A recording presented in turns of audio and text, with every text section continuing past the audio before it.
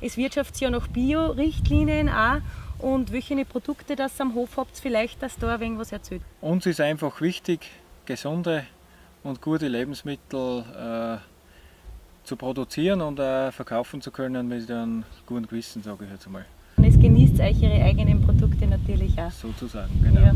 Es ist uns auch wichtig, dass unsere Kinder natürlich auch das übermittelt kriegen, dass es doch besser ist, wenn man biologische Lebensmittel zu sich nimmt und nicht irgendwelches künstliches Zeug kauft oder zu sich nimmt. Ja. Genau. Ja, und Renate, du bist ja auch hauptverantwortlich für Urlaub am Bauernhof, für die Vermietung.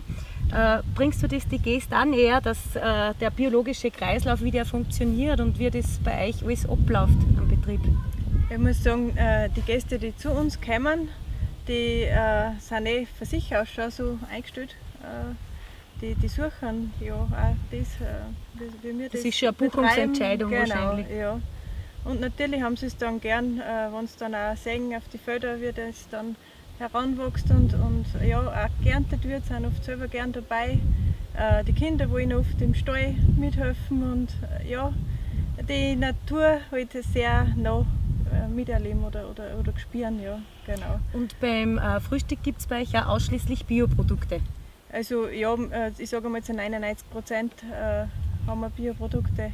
Wir sind ja in der Umgebung gesegnet mit guten Biobetrieben, also wir haben Käserei in der Nähe, die ist, also im kleinen Betrieb wird auch von Bauern.